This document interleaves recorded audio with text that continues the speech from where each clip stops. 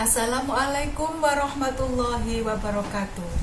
Semangat belajar dan semangat selalu. Kepada anak-anakku yang berada di rumah, yang sedang belajar di rumah, Ibu sampaikan kita ketemu lagi walau hanya dalam daring. Anak-anakku semuanya, kali ini kita akan mempelajari tentang materi benua Asia dan benua lain di dunia. Tetap semangat anak-anak ya, tetap belajar dan tetap berkarya walaupun di rumah saja. Inilah kondisi kita yang memang masih dalam kondisi pandemi ini. Anak-anakku, di materi ini kita akan mempelajari tentang benua Asia yang tujuan pembelajarannya adalah sebagai berikut. Ya. Tujuan pembelajaran kita terangkum dalam indikator pencapaian kompetensi. Tentunya tujuan pembelajaran ini harus kalian pahami, harus kalian kuasai, sehingga pembelajaran hari ini bermanfaat bagi kalian. Indikator pencapaian kompetensi yang harus kalian capai adalah yang pertama, menjelaskan pengertian tentang benua. Kemudian menyebutkan 5 benua di muka bumi. Menjelaskan letak astronomis, letak geografis benua Asia dan benua-benua lainnya. Kemudian menganalisis iklim benua Asia dan benua lainnya. Kemudian mendeskripsikan keadaan negara-negara di benua Asia dan benua lainnya, dari kondisi geografisnya, bentang alamnya, iklimnya, dan sebagainya. Yang terakhir adalah menganalisis keadaan penduduk di benua Asia dan benua-benua lainnya, meliputi mata pencaharian, meliputi rasnya, dan sebagainya. Nah, itulah kompetensi yang harus kalian capai. Anak-anakku semuanya, tentu kalian hidup di bumi ini paling tidak harus memahami apa yang ada di sekitar kita. Bumi kita itu, anak-anak ya, terdiri atas 2 bagian. 90% itu berupa daratan dan 71% berupa perairan. Jadi 2 bagian ini yang berada di sekitar kita. 20% daratan ini anak-anak ya, itu terdiri atas pulau dan benua. 70% perairan itu terdiri atas samudra, laut, sungai, dan danau. Apa itu samudra? Tentu berbeda dengan laut. Samudra itu adalah lautan yang sangat luas. Nah, itu. Nah, benua inilah yang nanti kita pelajari di KD 1, kompetensi dasar 1 di awal semester ganjil ini. Benua yang kita pelajari nanti diantaranya adalah anak-anak ini benua Asia, benua Australia, Amerika, Eropa, dan Afrika. Nah, sebelum kita mempelajari lebih lanjut, apakah yang dimaksud dengan benua itu? Anak-anakku, mari kita lihat posisi-posisi benua dan samudra di bumi kita itu. Perhatikan dan cermati peta berikut ini. Nah, kita bisa membayangkan dan membandingkan 29% itu berupa benua, sedangkan 71% berupa lautan. Nah, ini kondisinya bisa kita lihat betapa luasnya perairan yang ada di bumi kita. Nah, 29 berupa daratan, ini ada kepulauan dan ada benua. Paling barat ini adalah benua Amerika. Ini benua Afrika, kemudian di kecil ini benua Australia, paling luas benua Asia, kemudian ini Eropa, dan yang paling selatan adalah benua Antartika, atau kita kenal kutub selatan karena memang berada di kutub selatan. Kemudian samudra, anak-anak, ada samudra Pasifik ini Kemudian yang dekat negara kita Samudra Hindia, dan yang tengah-tengah ini Samudra Atlantik.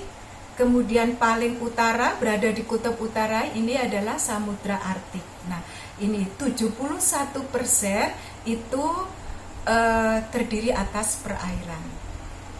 Nah, anak-anakku semuanya, apakah benua itu? Tentu kalian harus memahami dulu. Seperti kita lihat di sini. Nah, benua-benua itu adalah daratan. Oleh karena itu, maka benua itu bisa diartikan adalah daratan yang sangat luas. Daratan yang sangat luas dan dikelilingi oleh samudra. Jadi di sampingnya itu dibatasi oleh samudra-samudra. Jadi daratan, jadi berupa daratan yang sangat luas, tidak dipengaruhi oleh angin laut dan dikelilingi oleh samudra. Seperti tampak pada gambar tadi. Nah, ini benua daratan yang sangat luas dikelilingi oleh samudra. Nah, itu pengertian benua. Nah, ini kita cermati tabel berikut anak-anak, benua-benua yang ada di bumi, berikut luasnya, prosentasenya di muka bumi ini bisa kalian lihat. Nah, harapan ibu dengan kalian memahami tabel ini, nanti kalian bisa menyebutkan benua-benua di dunia ini dari posisi dari yang paling terluas sampai yang paling terkecil, atau kebalikannya, dari yang paling kecil sampai yang paling luas.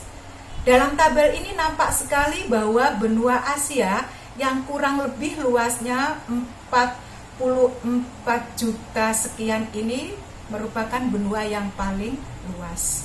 Ini ya, kita lanjut berikutnya Nana ya. Nah, inilah posisi benua yang ada di bumi kita. Ibu kasih tanda merah tentu. Nah, kalian bisa menyebutkan, walaupun kalian belum belajar ini secara detail, ibu yakin kalian sudah sedikit paham, sudah sedikit mengetahui, karena kalian adalah anak-anak yang hebat, anak-anak yang cerdas, anak-anak masa kini. Nah, ya ini sebelah barat ini, blok merah ini, anak-anak ini benua, ayo benua apa kira-kira? Iya, benua Amerika. Benua Amerika ini anak-anak ya terbagi atas dua kawasan. Di bagian utara ini Amerika Utara, ini Amerika Selatan. Seringkali orang menyebut ini benua Amerika Utara, ini benua Amerika Selatan. Kemudian yang tengah blok merah ini, inilah yang kita kenal dengan benua Afrika. Yang blok kuning ini benua Asia, tempat kita tinggal. Salah satu negara yang berada di kawasan ini adalah negara kita ya anak-anak ya ini. Nah, ini benua Asia ya. Kemudian sebelah barat benua Asia, blok biru yang ibu kasih warna biru, ini adalah benua Eropa. Kemudian di sebelah selatan benua Asia, blok hijau, ini benua Australia. Dan yang paling selatan berada di kutub selatan, inilah yang kita sebut benua Antartika. Semuanya berupa daratan. Nah, ini daratan. Jadi benua Antartika yang berada di kutub selatan itu berupa daratan. Ini benua-benua, posisi benua di antara benua yang lain. Nah, mari kita lanjutkan sesuai dengan kesepakatan kita bahwa hari ini kita mempelajari tentang benua Asia. Oke, anak-anak, benua Asia ini memiliki karakteristik benua terluas. Ya, benua terluas di dunia. Yang tadi kalau kita ingat di tabel tadi, luasnya kurang lebih 44 juta sekian-sekian ya kilometer itu.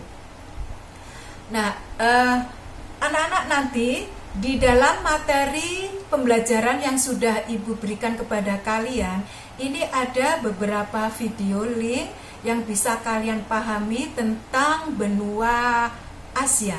Jadi nanti kalian bisa buka sendiri, bisa kalian pahami dengan detail link yang sudah ibu kirim lewat materi ini.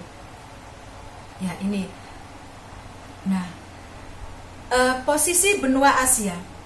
Berbicara masalah posisi suatu negara, suatu benua, suatu tempat tidak lepas dari dua hal, yakni posisi geografis atau letak geografis, yang kedua letak astronomis. Dua hal ini tidak lepas dari posisi suatu tempat, termasuk benua Asia. Nah, bagaimanakah posisi benua Asia ini baik dari segi letak geografis maupun letak astronomis? Nah, ini benua Asia seperti yang sudah Ibu sebutkan itu dikelilingi oleh samudra. Nah, ini benua Asia itu dikelilingi oleh samudra-samudra yang sangat luas. Oke, kita lihat detailnya. Nah, inilah batas geografis benua Asia. Di sebelah utara, anak-anak, benua Asia di sebelah utara berbatasan dengan Samudra Arktik, ya, lautan. Jadi lautan yang sangat luas. Di sebelah selatan, benua Asia juga dibatasi oleh lautan yang sangat luas, yaitu Samudra Hindia. Ini sebelah selatan. Kita tengok ke sebelah barat. Di sebelah barat, benua Asia ini dibatasi oleh daratan, yakni benua Eropa.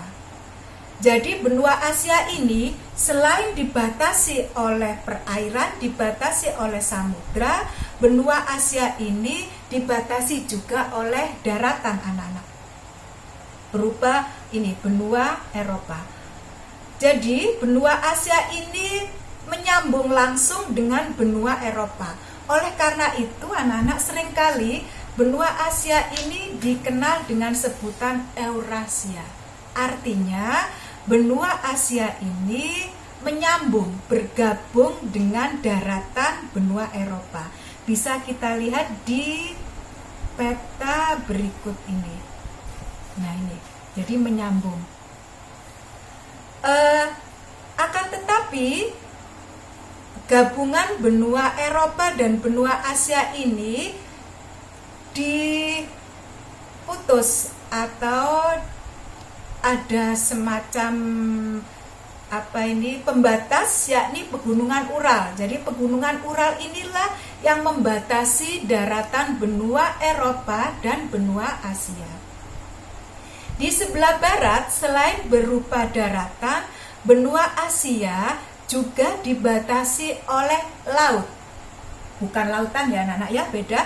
Kalau lautan itu samudra, tapi ini laut. Jadi benua Asia ini di sebelah barat juga dibatasi oleh laut. Kita lihat di sini ada Laut Merah. Nanti ini Afrika, Laut Merah, baru benua Asia. Juga ada Laut Mediterania atau dikenal juga Laut Tengah. Nah, Mediteran, Laut Tengah. Jadi ini laut-laut yang berbatasan dengan benua Asia. Di sebelah selatan, sebelah timur, benua Asia dibatasi oleh Samudra Pasifik. Ya, ini sebelah timur, dibatasi oleh Samudra Pasifik. Jadi itu letak geografis benua Asia. Dari sini paham anak-anakku semuanya? Ibu berharap kalian memahami posisi benua Asia berdasarkan letak geografis. Nah, ini negara-negara yang berada di kawasan benua Asia. Nanti kalian bisa memahami, Ibu berikan link yang tadi dengan judul negara-negara benua Asia. Jadi di masing-masing kawasan nanti kalian bisa melihat di negara-negaranya.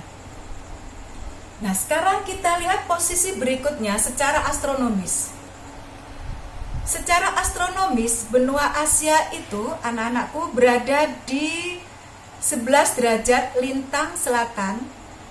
Ya, untuk mengingat kembali, letak astronomis ini selalu berkaitan dengan garis lintang dan garis bujur. Ini letak astronomis. Nah, ini ya, di 11 derajat lintang selatan. Jadi kita bisa lihat di sini, tepatnya di negara kita 11 derajat lintang selatan. Di sini ini benua di sebelah selatan. Jadi ada nih. Kemudian 80 derajat lintang utara dan bujur timur. Berdasarkan garis bujur, benua Asia berada di 26 derajat bujur timur dan 170 derajat bujur timur. Dari sini bisa kita simpulkan bahwa benua Asia itu merupakan benua yang kawasannya itu semuanya berada di belahan bumi timur. Oleh karena itu anak-anak, garis bujurnya semuanya BT, jadi bujur timur. Makanya kita tidak heran kadang kita mendengar bahwa orang-orang yang penduduk yang berada di kawasan benua Asia itu disebut dengan istilah wong timur. Kenapa ya kok dikenal dengan istilah Indonesia, orang Indonesia, kita itu wong timur, Malaysia juga wong timur. Nah, kenapa? Salah satunya adalah karena benua Asia ini seluruh kawasannya, lokasinya itu berada di belahan bumi timur. Ini secara astronomis. Belahan bumi timur dan sebagian besarnya juga ada di belahan bumi utara. Nah, anak-anakku, berdasarkan garis letak astronomis ini menyebabkan kawasan Asia, benua Asia memiliki iklim yang sangat bervariasi, sangat beragam. Nah, ini nanti kalian akan lebih paham dalam penugasannya. Jadi iklim apa saja yang ada di kawasan benua Asia. Sekarang berdasarkan kondisi pendapatan negara, bahwa mayoritas benua Asia ini negara-negaranya merupakan negara-negara yang tergolong belum maju. Tergolong belum maju atau negara berkembang. Tetapi ada beberapa negara termasuk negara maju. Salah satu contohnya adalah Jepang, kemudian Singapura, kemudian Korea Selatan. Ini adalah negara-negara di kawasan Asia yang sudah maju. Hanya saja mayoritas negara-negara yang berada di kawasan benua Asia ini merupakan negara-negara berkembang. Nah, secara geografis pula anak-anakku, kita bisa melihat pembagian kawasan di benua Asia. Mari kita lihat, silakan dicermati anak-anak peta berikut ini. Ini adalah peta pembagian kawasan di benua Asia. Ada 6 kawasan benua Asia, ada pembagian 6 kawasan benua Asia. Kita lihat yang pertama, paling utara, ini adalah kawasan Asia Utara. Tolong nanti dilihat link yang sudah Ibu berikan. Di kawasan Asia Utara itu ada negara apa saja. Salah satunya adalah Rusia ya anak-anak ya. Kemudian yang kedua, kawasan yang kedua paling selatan, anak-anak, di selatan ini kita sebut Asia Selatan. Nah, disinilah ada Bollywood. Nah, bintang-bintang Bollywood yang suka nonton Bollywood tentu kenal. Salah satu contoh negara yang ada di kawasan Asia Selatan ini adalah apa, Nana? Ya, India ya, India, terus Pakistan. Ini contoh-contoh negara yang ada di kawasan Asia Selatan. Berikutnya kita jalan-jalan ke kawasan tengah. Nah, kawasan tengah atau lebih dikenal dengan Asia Tengah. Nomor 3 ini anak. Di kawasan Asia Tengah ini salah satu contoh negaranya adalah Uzbekistan. Gampang untuk memahaminya. Negara-negara ini berakhiran Huan. Nah, Uzbekistan nanti ada ya. Nah, ini. Setelah dari tengah, mari kita ke timur, anak-anak. Di bagian timur ada kawasan Asia Timur. Kelompok 4 ini, kawasan Asia Timur. Salah satu negara yang terkenal di sini adalah Jepang. Nah, ini Jepang ya, tergolong negara maju di kawasan benua Asia ya, Jepang. Jepang ini berada di Asia Timur dan paling timur, negara paling timur anak-anak, berada di lokasi Samudra Pasifik. Sebelah baratnya ada Korea. Kemudian kita lihat juga contoh negara yang ada di Asia Timur adalah Cina. Nah, ini tentang Cina anak-anak, tentu kita langsung ingat COVID-19 ya. Ada salah satu bagian daerah di kawasan Cina ini yaitu Wuhan, asal usul COVID-19 dari Asia Timur ini, tepatnya Wuhan ya anak-anak ya, dan tepatnya lagi di Cina. Nah ini, nah mudah-mudahan COVID-19 ini segera berakhir, pandeminya segera berakhir ya anak-anaknya, sehingga kita bisa bertatap muka, bisa bertemu, bisa dengan pembelajaran secara langsung ini. Ya, ini kawasan Asia Timur. Kita belajar lagi jalan-jalan ke barat. Di sini ada kawasan Asia Barat. Kawasan Asia Barat ini anak-anak seringkali dikenal dengan istilah Timur Tengah. Di sini kalau kita Timur Tengah pasti ingatan kita akan mengingat selalu, oh iya Timur Tengah, Arab. Nah betul, kawasan Asia Barat ini mayoritas dihuni oleh bangsa-bangsa dari ras Kaukasoid, Arab ya. Di kawasan Asia Barat ini, di sini ada Arab Saudi, Irak, Iran, nah ini Kuwait. Nah ini kawasan inilah merupakan kawasan yang dihuni oleh negara-negara kaya. Di sini dikenal dengan negara-negara petrodolar. Kenapa disebut negara petrodolar? Salah satu penyebabnya adalah mereka, negara-negara yang ada di kawasan Asia Barat ini, penghasil minyak terbesar dunia, dolar. Nah, uangnya berasal dari petro itu minyak, jadi uang minyak. Nah, petrodolar, negara penghasil minyak terbesar dunia berada di kawasan Asia Barat. Kalau Asia Timur ini negara-negara yang memiliki ciri khas negara yang berteknologi maju, negara yang berteknologi modern. Makanya di kawasan Asia Timur ini ada negara Jepang, negara maju ya, Cina, Korea ini berteknologi maju. Terakhir kita tengok ke Tenggara, kawasan Tenggara yang dikenal dengan kawasan Asia Tenggara. Disinilah salah satu negara kita tercinta, yakni Indonesia, itu berada di kawasan Asia Tenggara.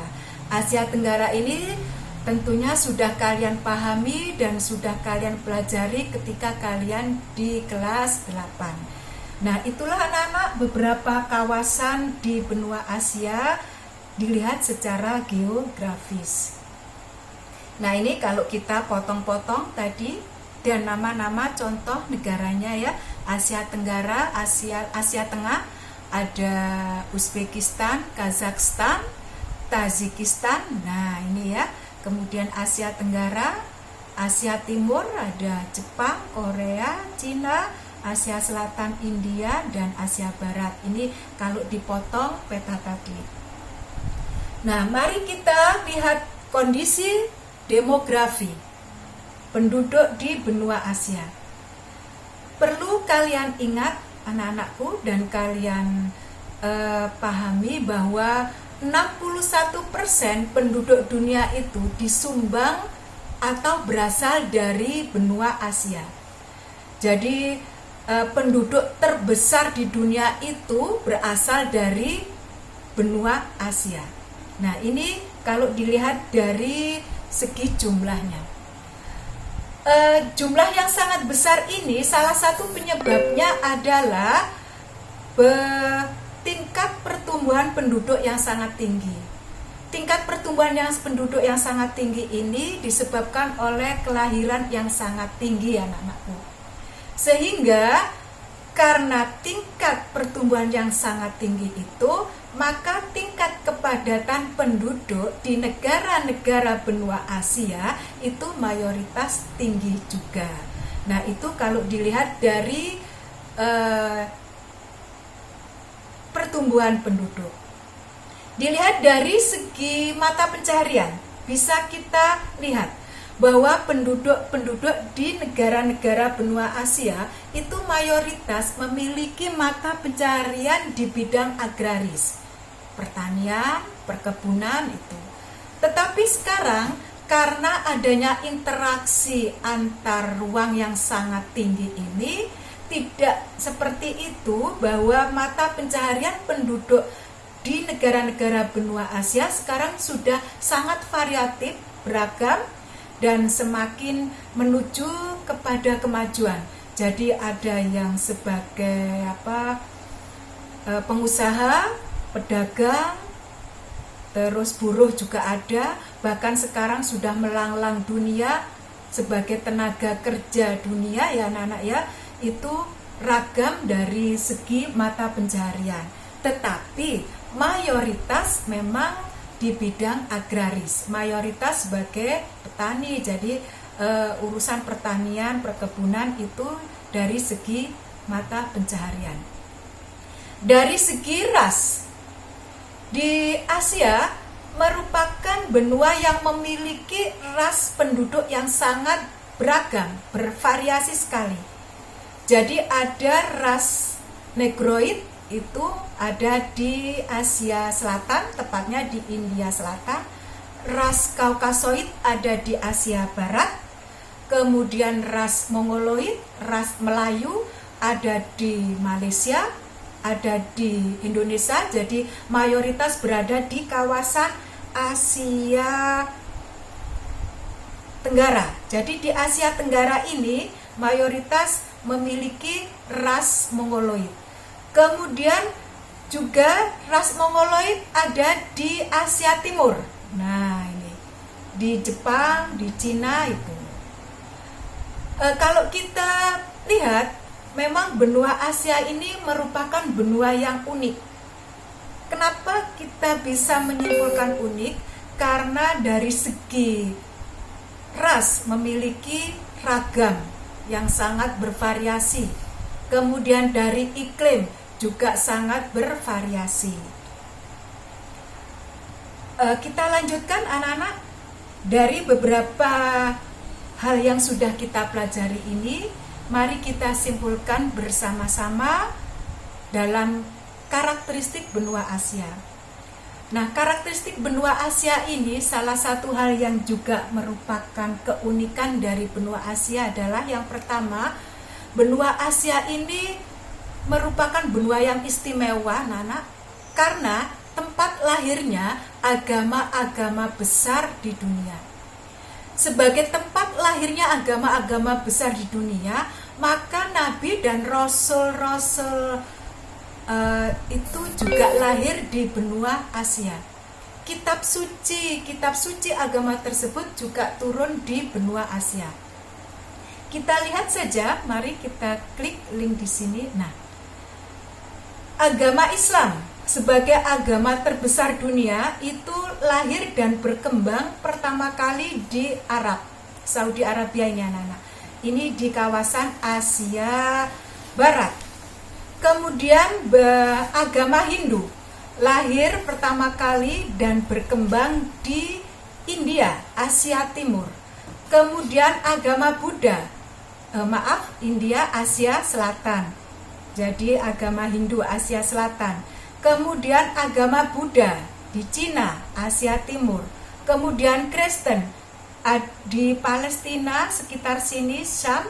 Jadi ada di kawasan Asia Barat. Nah, itu bukti bahwa agama-agama besar dunia itu lahir di kawasan benua Asia. Karakteristik berikutnya, tentu kalian tidak asing dengan Candi Borobudur. Nah, Candi Borobudur merupakan kebanggaan bagi bangsa kita. Itu merupakan keajaiban dunia. Jadi ada 4 dari 7 keajaiban dunia itu berada di kawasan benua Asia. Yang pertama Candi Borobudur ada di Indonesia, kemudian Taj Mahal ada di India, kemudian tembok raksasa ada di Cina, Asia Timur, dan satu lagi sekarang yang terbaru itu Pulau Komodo, juga salah satu menjadi keajaiban dunia, itu berada di Indonesia. Kemudian karakteristik yang lain yang terkenal dari benua Asia ini adalah gunung tertinggi di dunia itu juga berada di Asia, Mount Everest. Anak-anakku nanti bisa lihat link yang sudah Ibu berikan di sini tentang Mount Everest ya, Gunung Everest ini. Kemudian juga laut terluas ada di kawasan benua Asia, yakni Laut Cina Selatan. Nanti kalian bisa pelajari bagaimana Laut Cina Selatan ini di link yang sudah Ibu berikan di sini. Berikutnya lagi, nah ini karakteristik yang lain, bahwa benua Asia itu merupakan penghasil minyak bumi terbesar di dunia. Ada beberapa negara yang berada di kawasan benua Asia itu merupakan penghasil terbesar minyak bumi di dunia. Mari kita buka link di bawah ini untuk melihat negara-negara mana saja. Yuk kita buka. Klik. Ya. Kita tunggu. Nah ini. Nah oke. Kita lihat negara-negara apa saja negara penghasil minyak bumi terbesar dunia. Nah ini yang ada di kawasan Asia, benua Asia. India masuk anak-anak. Ternyata India juga masuk penghasil minyak terbesar dunia, berada di kawasan benua Asia. Kemudian Kuwait, nah 2 juta lebih per barel. Setelah Kuwait kita lihat, nah Uni Emirat Arab 3 juta lebih per barel. Kemudian ini Kanada tidak, Cina ternyata juga penghasil minyak bumi terbesar 3 juta barel per hari. Kita lihat lagi, nah Iran ada di kawasan Asia Barat, negara petrodolar, 3 juta lebih barel per hari. Nah Irak tadi Iran, sekarang Irak ada 4 juta lebih barel per hari, kawasan Asia Barat, negara petrodolar. Kita lihat lagi, ini negara ya Saudi Arabia, berada di kawasan Asia Barat, negara petrodolar. Berapa penghasilannya anak-anak?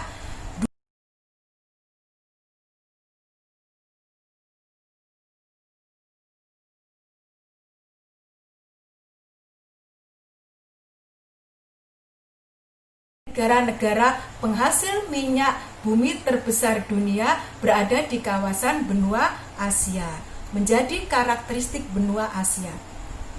Karakteristik yang terakhir, ada 6 dari 10, ada 6 negara di benua Asia itu merupakan penyumbang penduduk terbesar dunia. Salah satunya adalah Cina. Nomor 1 ya Nana ya, peringkat nomor 1 penduduk besar dunia. Kemudian Indonesia nomor 4 penduduk besar dunia. Di dalamnya kemudian selain Cina, Indonesia, India. Nomor berapa anak-anak peringkatnya di dunia? Silakan nanti dijawab ya, dilihat nomor berapa ya. Itulah karakteristik benua Asia sebagai akhir kesimpulan dari pembelajaran kita hari ini. Bisa dipahami anak-anakku semuanya? Nah, untuk memahami materi hari ini, Ibu akan berikan penugasan.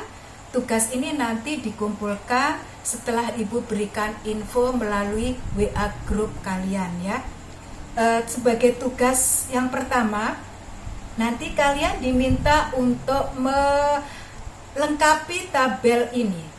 Di sini ada kawasan Asia Barat, Asia Tengah, Asia Timur, Asia Tenggara, Asia Selatan.